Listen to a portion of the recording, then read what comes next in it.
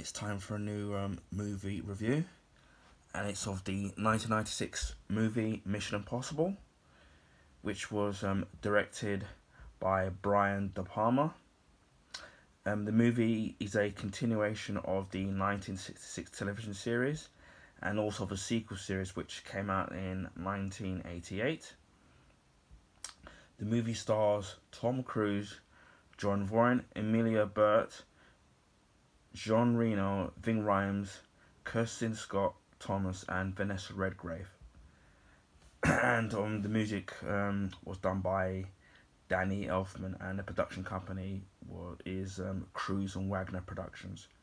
The release date was May 22nd, 1996, and it had a budget of $80 million and made at the box office $457.7 million. So that was hugely successful as we're up to the seventh movie now. And this basically tells the story of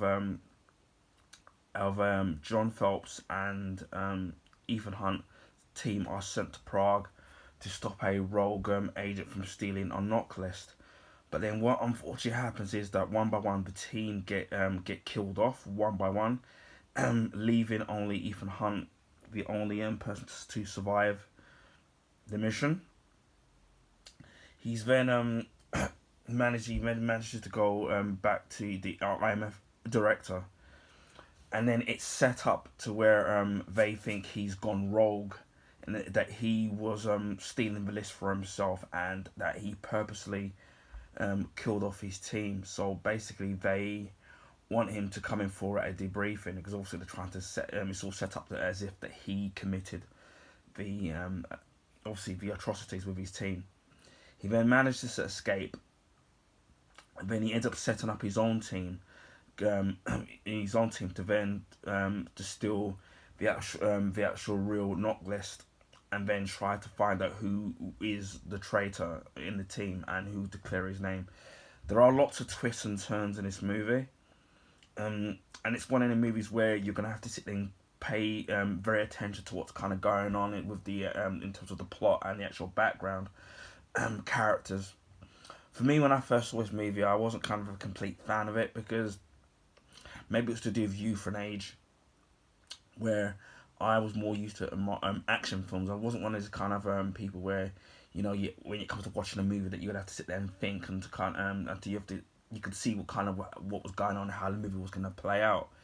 So for me, it took me like several times for me to watch the movie to fully understand what was going on and what was really going on and what was and then by the time you watch it like a couple of times, you actually see you can actually see earlier on in the film as to what's kind of going on or how the film's kind of going to play out, and the clues are actually there in the actual movie. Obviously, Tom Cruise loves his running, which we do see in this movie. There's lots of action.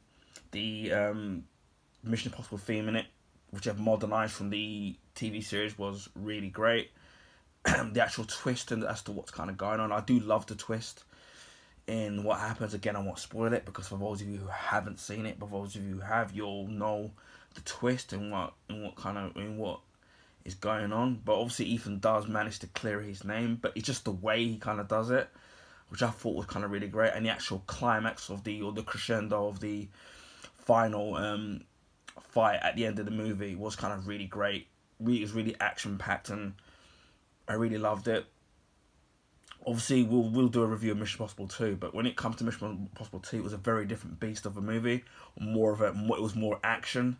Obviously, with John Woo directing that particular movie, but then with the other Mission Impossible movies in this particular franchise, it did go back to the elements of how the first one was, where obviously a lot of it was taken from obviously the television series, in going undercover. Fake identities, rubber masks, etc. But I do love the way how you really have to think and pay attention to what's going on, and then you slowly start to unravel the mystery as to what's going on or what's really going on. But yeah, it was a very good movie, and now as I've got older and also the more times I've watched it now, with Mission Impossible now, I've come completely full circle on this movie, and I absolutely love Mission Impossible 1. And as you can see, the actual steelbook of it is fantastic as well. don't know if you can get these anymore. I do know. I think these are available in a box set, and I'm not sure. Maybe I think they are available in 4K. But yeah, Tom Cruise as Ethan Hunt in this movie was absolutely brilliant, and you're really rooting for the character, and you kind of believe him as being a spy and an action hero at the same time. It's not too over the top as well. Not too many effects either. There are effects in the movie and CGI, but not too overpowering where it kind of takes you out of the movie. But if you love a mystery thriller stroke action movie, then Mission Impossible 1 is definitely going to be up your street. So if you haven't already watched it, I highly recommend watching Mission Impossible 1. So eventually, as I said before, we'll get round to reviewing Mission Impossible 2. Anyway, I hope people love this review. Please feel free to share with your friends and family. If you can also give this video a thumbs up, I would highly appreciate it. That will help people find my YouTube channel and content on YouTube because of the YouTube algorithms and favour the bigger YouTubers. So I really would highly appreciate if you can give it a thumbs up. Also, if you already haven't, please feel free to consider subscribing to my channel if you want to see stuff like this when it comes to movie reviews, which I don't do too often, and other content and various different content that's available on my YouTube channel. I'm sure there's plenty that will tickle your fancy. So if you already haven't, please consider subscribing. And it just leaves me to say, wherever you're in the world, please stay safe, and I'll speak to you all again soon. Bye for now.